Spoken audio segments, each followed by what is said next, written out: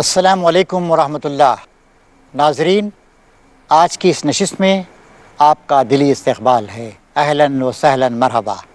آج ہم اللہ تبارک و تعالیٰ کی قدرت، اس کی عظمت کے بارے میں قرآن مجید کی روشنی میں اور جدید فلکیاتی معلومات ایسٹرو فزکس کی روشنی میں کچھ باتیں آپ کے ساتھ شیئر کریں گے۔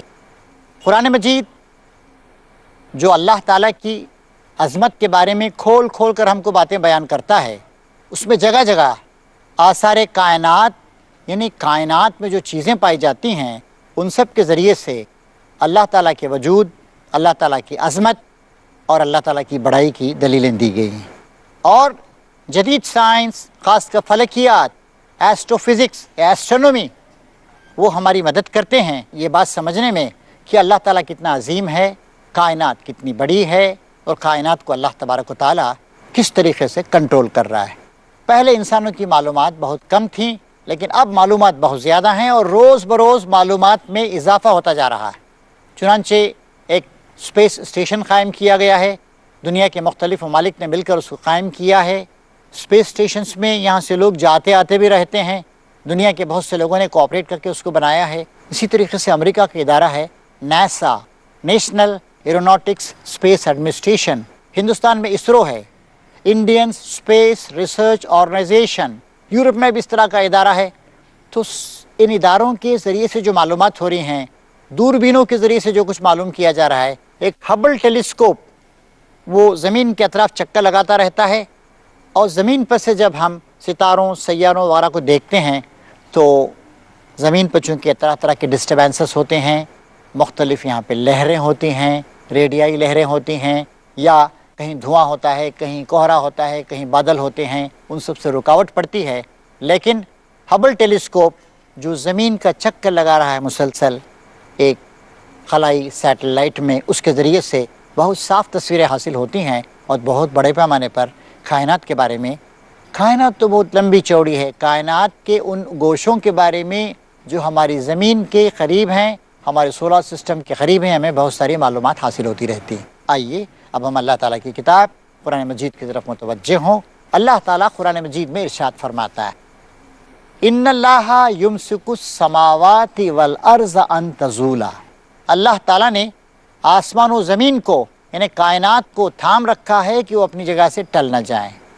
وہ ان زالتا، اور اگر وہ اپنی جگہ سے ٹل جائیں، ہٹ جائیں، وَلَئِن زَالَتَا ان امسکہما احد من بعدہ انہ کان حلیما غفورا۔ اور اگر آسمان و زمین یا سورج، چاند، ستارے، سیارے وغیرہ اپنی جگہ سے ہٹ جائیں تو اللہ تعالیٰ کے علاوہ کون ہے جو ان کو سنبھال سکے؟ پھر اللہ تعالیٰ فرما رہا ہے کہ انہ کان حلیما غفورا۔ حقیقت یہ ہے کہ اللہ تبارک و تعالیٰ بڑا ہی بردبار، بڑا ہی حلیم اور بڑا ہی مغفرت فرمانے والا ہے۔ آئیے اب اس آیت پر ذرا سا غور کریں۔ کیا فرمایا جا رہا ہے؟ یہ اللہ تعالیٰ ہی ہے جس نے کائنات کو یا زمین و آسمان کو سنبھال رکھا ہے، اور اگر یہ کائنات یا کائنات کی کوئی چیز اگر اپنی جگہ سے ٹل جائے، ہٹ جائے، ڈسلوکیٹ ہو جائے تو پھر اللہ تعالیٰ کے علاوہ کوئی اس کائنات کو سنبھال نہیں سکتا ہے۔ ذرا سا غور فرمائیے، یہ زمین جس پر آپ آرام کے ساتھ بیٹھے ہوئے ہیں، اس وقت آپ ٹی وی کا پروگرام ملاحظہ فرما رہے ہیں، اس وقت آپ گفتگو سن رہے ہیں، غور فکر کر رہے ہیں، یہ زمین 25,000 میل کا ایک کرہ ہے یا اسفیر ہے۔ یہ زمین 24 گھنٹے میں ایک بار اپنے محور پر ایکسس یا دھوری، ایک تصوراتی لکیر ہے جنہیں بیچوں بیچ میں ہوتی ہے، اس کے اطراف گھوم جا رہی ہے۔ کس طرح گھوم رہی ہے زمین؟ سمندروں کو لے کر۔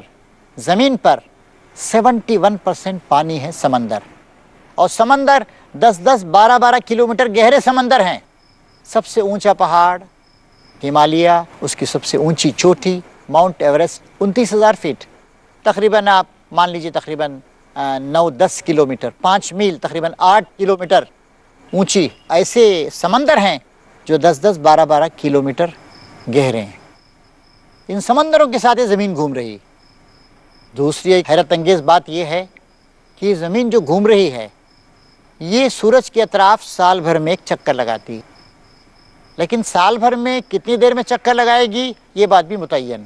سال بھر میں زمین کو سورج کے اطراف ایک چکر لگانے میں 365 دن، 5 گھنٹے 48 منٹ اور 45.51 سیکنڈ۔ پھر سنیے، 365 days, 5 hours, 48 minutes and 45.51 second, یعنی 45.5 سیکنڈ ہوتا تو مانے ہوتے 45.5 سیکنڈ، لیکن 45.51 سیکنڈ اتنے ایگزیکٹنس کے ساتھ یہ زمین سورج کے اطراف چکر لگا رہی ہے۔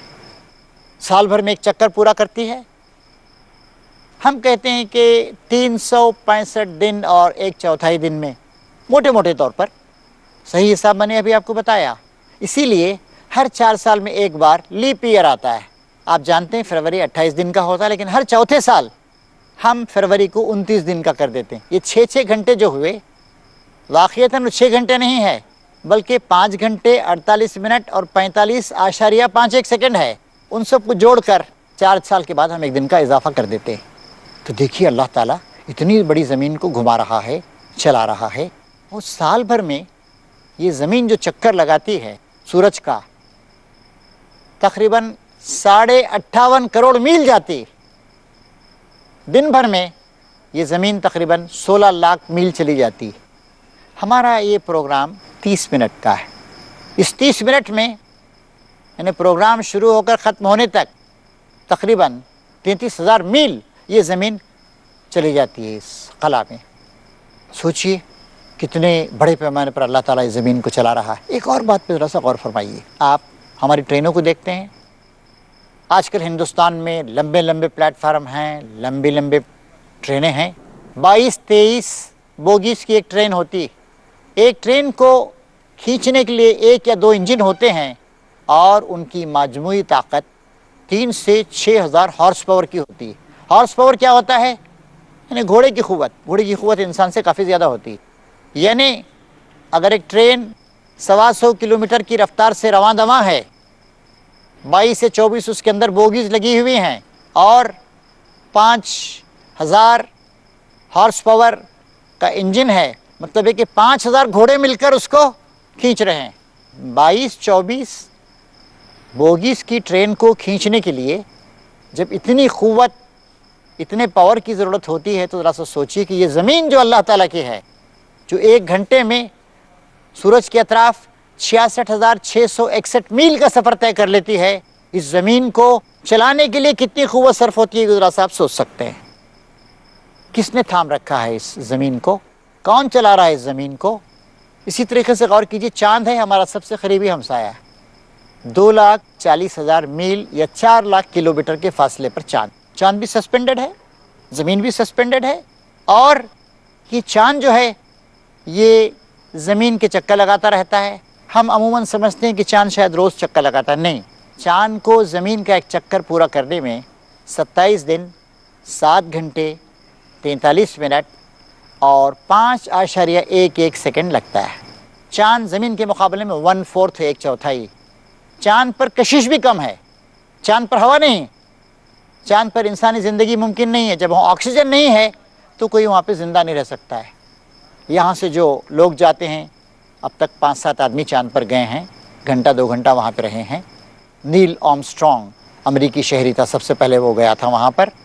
وہ اپنا آکسیجن لے کے جاتے ہیں، اور وہ خاص قسم کے سوٹ پہن کے جاتے ہیں، اس لیے کہ ہم جو زمین پہ ہیں، ہمارے اوپر ہوا کا دباؤ ہے، کئی 100 کلومیٹر تک ہوا ہے، اس ہوا کا دباؤ ہم پہ پڑ رہا ہے، اور وہاں پر چونکہ ہوا کا دباؤ نہیں ہے، اس لیے آدمی پھٹ جائے گا وہاں پر، اس لیے خاص قسم کے اسپیس سوٹس کو پہن کر وہاں پر وہ جاتے ہیں۔ پھر آپ زمین پہ آپ کودتے ہیں، کتنے فٹ؟ 4 فٹ 5 فٹ آپ کود سکتے ہیں، ہائی جمپ کر سکتے ہیں آپ، لیکن چاند پر تقریباً اس کے مقابلے میں آپ 4 گنا کود سکتے ہیں۔ کیوں؟ چاند پر کشش بہت کم ہے، گریوٹی بہت کم۔ چاند کو اللہ تعالیٰ گھما رہا ہے، میں نے جیسے آپ کو بتایا، 27 دن 7 گھنٹے 43 منٹ اور 5.11 سیکنڈ میں چاند زمین کا ایک چکر لگا لیتا ہے۔ کس نے تھام رکھا ہے اس کو؟ اتنی بڑی زمین کو کس نے تھام رکھا ہے؟ کس نے سسپینڈ کر رکھا ہے؟ کس نے ایک آئینہ لگا دیا ہے وہاں پر کہ سورج کی روشنی وہ اس آئینے سے ریفلیکٹ ہو کر زمین تک پہنچتی۔ ذرا پھر سوچئے اس آیت کے الفاظ پر، یہ اللہ تعالیٰ ہی ہے جس نے آسمان و زمین کو، ساری کائنات کو تھام رکھا ہے، کوئی اس کے اندر لرزش نہیں ہے، زمین کو تھام رکھا ہے، چاند کو تھام رکھا ہے، سورج کو تھام رکھا ہے۔ سورج کے بارے میں غور کیجئے، سورج کے اطراف جو اسے ہم سولر سسٹم کہتے ہیں، یعنی نظام شمسی، سوریہ منڈل کہتے ہیں ہندی و سنسکرت میں، سورج ہے اور 8 سیارے ہیں جو سورج کے اطراف چکر لگا رہے ہیں۔ زمین ایک سیارہ ہے، میں نے آپ کو زمین کے بارے میں بتایا۔ زمین سورج سے 9 کروڑ 30 لاکھ میل کے فاصلے پر ہے اور 365 اور 1/4 دن میں وہ ایک چکر پورا کرتی ہے۔ اس طرح کے اور 7 سیارے ہیں۔ سب سے دور جو سیارہ ہے وہ ہے نیپچون۔ نیپچون سورج سے 279 کروڑ میل دور ہے، وہ بھی سورج کے اطراف ہی چکر لگا رہا ہے۔ ان کو سب کون کنٹرول کر رہا ہے؟ اللہ تعالیٰ کر رہا ہے۔ سورج کے بارے میں غور کیجئے، سورج 500 کروڑ سال سے اسی آب و تاب، اسی گرمی کے ساتھ چمک رہا ہے، دمک رہا ہے، جل رہا ہے۔ سورج میں ہر وقت ایٹمک دھماکے ہو رہے ہیں۔ سورج میں ہائیڈروجن ہے، ہیلیم ہے، 2 ہی گیسیں وہاں پر پائی جاتی ہیں، اور جو ایٹمک دھماکے ہو رہے ہیں اس کی وجہ سے اتنی گرمی پیدا ہو رہی ہے وہاں پر۔ کون کر رہا ہے سارے کا سارا کام؟ اللہ تبارک و تعالیٰ کر رہا ہے۔ سورج میں اتنی دوری پر، زمین سے 9 کروڑ 30 لاکھ میل کی دوری پر ہر وقت ایٹمک دھماکے ہو رہے ہیں۔ 500 کروڑ سال سے سورج جل رہا ہے اور مزید 500 کروڑ سال تک جلتا رہے گا۔ یہ سورج، اس کے بارے میں آپ غور کر سکتے ہیں کہ کس طریقے سے اللہ تبارک و تعالیٰ سورج کو کنٹرول کر رہا ہے۔ سورج کے بارے میں آپ کو یہ بتایا گیا کہ اس میں ہر وقت ایٹمک دھماکے ہو رہے ہیں، 2 گیسیں اس میں پائی جاتی ہیں، ہائیڈروجن اور ہیلیم، اور ان کے ایٹم پھوٹ رہے ہیں، اور پھوٹنے سے جو زبردست گرمی پیدا ہوتی ہے وہ پیدا ہو رہی ہے۔ سورج کی جو اوپری سطح اسے کہتے ہیں فوٹوسفیر۔ فوٹوسفیر کا درجہ حرارت 4000 ڈگری سیلسیس سے 6000 ڈگری سیلسیس تک ہے۔ ایک بات یاد رکھیں کہ زمین پر کہیں کہیں 50 ڈگری سے لے کر 60 ڈگری سیلسیس تک گرمی پڑتی ہے، اور پانی 100 ڈگری سیلسیس پہ کھول جاتا ہے۔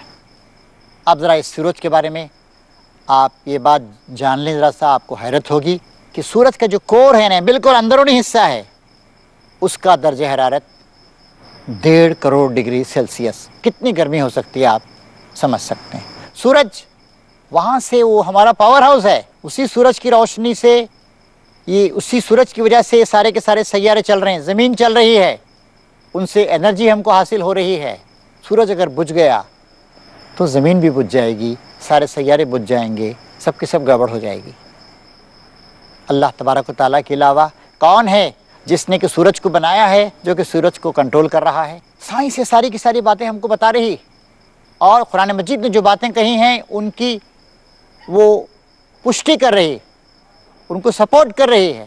اللہ تعالیٰ قرآن شریف میں اس طرح کے بے شمار آیات میں بار بار ہم کو یاد دلاتا ہے، وہ ہے خدا جس نے ساری کائنات کو پیدا کیا ہے، وہی کنٹرول کر رہا ہے، اسی کے بندے بنو، اسی کے راہ پہ چلو، اور یہ تمہاری دنیا کی زندگی بس تھوڑی زندگی ہے۔ فما متاع الحیات الدنیا فی الآخرۃ الا قلیل، دنیا کی زندگی آخرت کی زندگی مقابلے میں بہت ہی مختصر ہے۔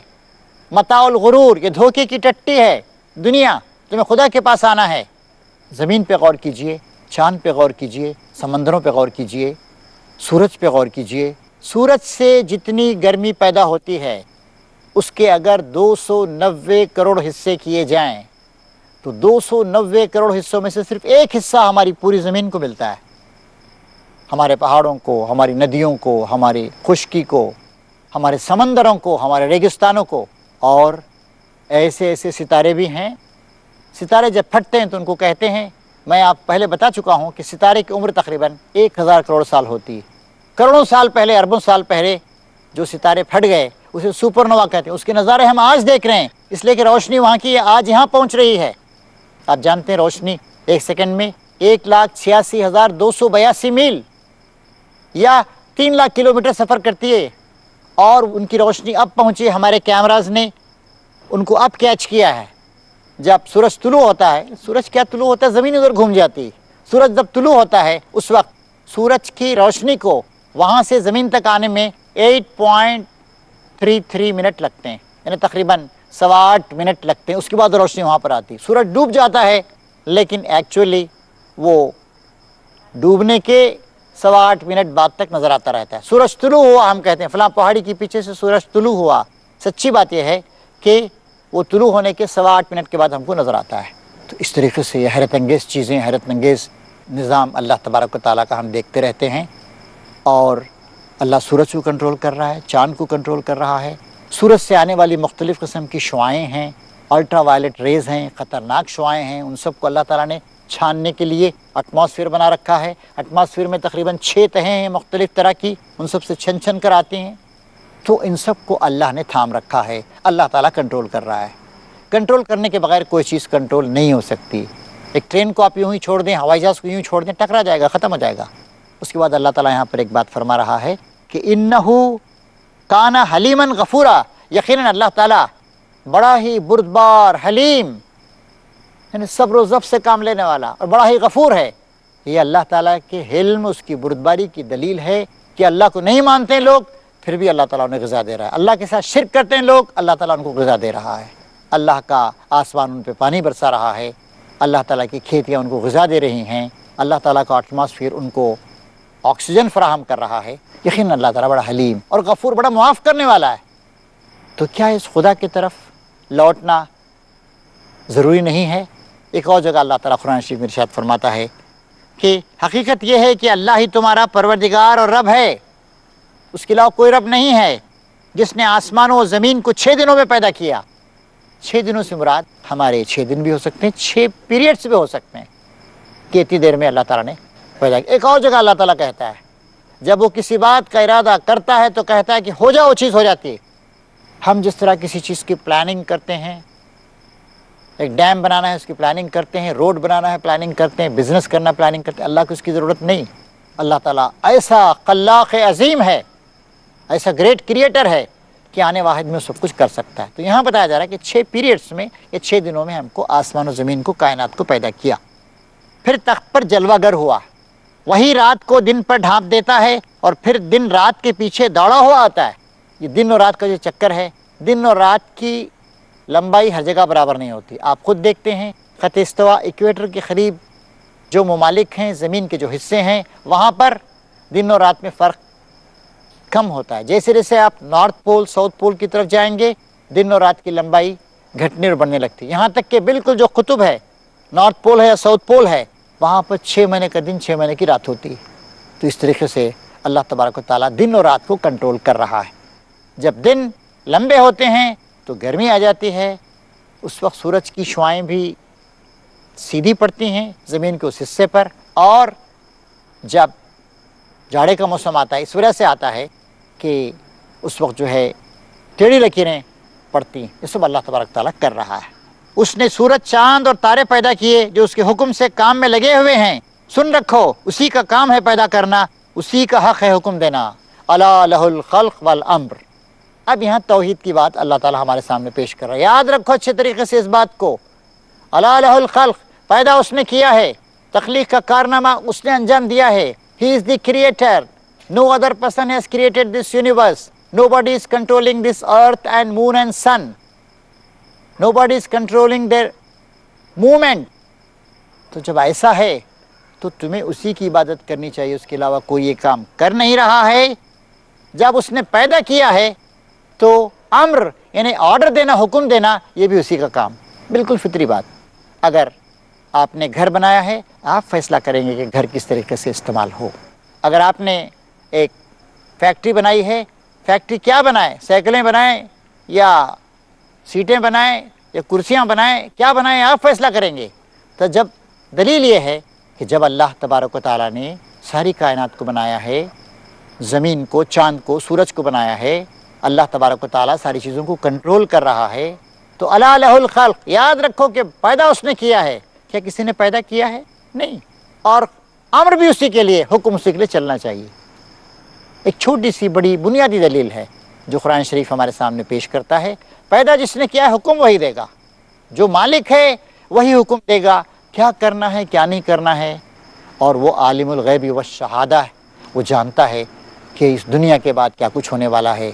हमारे बाप दादा को भी जानता है, अब तक जितने लोग गुजरे उन सबको भी जानता है, हमको भी जानता है। लिहाजा उसी का इख्तियार है कि वो हमको हुक्म दे सके कि हमें क्या करना है क्या नहीं करना है। کیا صحیح ہے کیا غلط، کیا اس کو پسند ہے کیا اس کو ناپسند۔ اس کے بعد ارشاد فرمایا جا رہا ہے تبارک اللہ رب العالمین، بس کیا ہی برکت والا ہے اللہ، سارے جہانوں کی پرورش کرنے رب ہے وہ، سارے جہانوں کی پرورش کرنے والا۔ دیکھیے رب کے معنی تین ہوتے ہیں قرآن مجید کے لحاظ سے، پیدا کرنے والا، اور پھر اس کے بعد جو حاکم ہے، اور جو مالک ہے، جو معبود ہے، سب کے سب معنی رب کے اندر آتے ہیں۔ رب اللہ تعالیٰ ہی ہے، رب السماوات والارض، وہی ہے۔ تو پیدا اسی نے کیا ہے، کنٹرول وہی کر رہا ہے، عبادت اسی کی ہونی چاہیے، حکم اسی کا چلنا چاہیے۔ تو اس طریقے سے اس آیت کے ذریعے سے اللہ تبارک و تعالیٰ اہل ایمان کے سامنے، سارے انسانوں کے سامنے دلائل پیش کر رہا ہے کہ اس خدا کے بندے بنو، اس سے ڈرو اور کائنات کو دیکھو۔ میں نے شروع میں عرض کیا تھا، پھر آپ سے عرض کروں گا اور بتاؤں گا کہ آج سائنس جو کائنات کے مختلف گوشوں پہ پڑے ہوئے نقاب تھے ان سب کو ہٹا رہی ہے۔ حقیقت کا چہرہ ہمارے سامنے آ رہا ہے کہ پیدا کرنے والا، چلانے والا اللہ تبارک و تعالیٰ ہے، اسی کی عبادت کی جائے، اسی کے آگے جھکا جائے۔ آج زمین پہ جو فتنہ و فساد برپا ہے اس لیے ہے کہ ہم نے خدا کو بھلا دیا، خدا کو چھوڑ دیا ہے۔ تو آئیے ہم آج کی اس گفتگو کے اختتام پر یہ نتیجہ نکالیں اور کہیں کہ فَلِلَّهِ الْحَمْدُ رَبِّ السَّمَاوَاتِ وَرَبِّ الْأَرْضِ رَبِّ الْعَالَمِينَ وَلَهُ الْكِبْرِيَاءُ فِي السَّمَاوَاتِ وَالْأَرْضِ وَهُوَ الْعَزِيزُ الْحَكِيمُ۔ بس ساری تعریف اور سارا شکر اللہ تعالیٰ کے جو رب السماوات ہے، رب الارض ہے اور تمام عالموں کا رب ہے، آسمان و زمین میں اسی کی بڑائی ہے، وَهُوَ الْعَزِيزُ الْحَكِيمُ، اور بڑا طاقت والا اور بڑی عظمت والا ہے۔ اللہ تعالیٰ ہمیں اس راستے پہ چلنے کی توفیق عطا فرمائے۔ والسلام علیکم ورحمۃ اللہ وبرکاتہ، وآخر دعوانا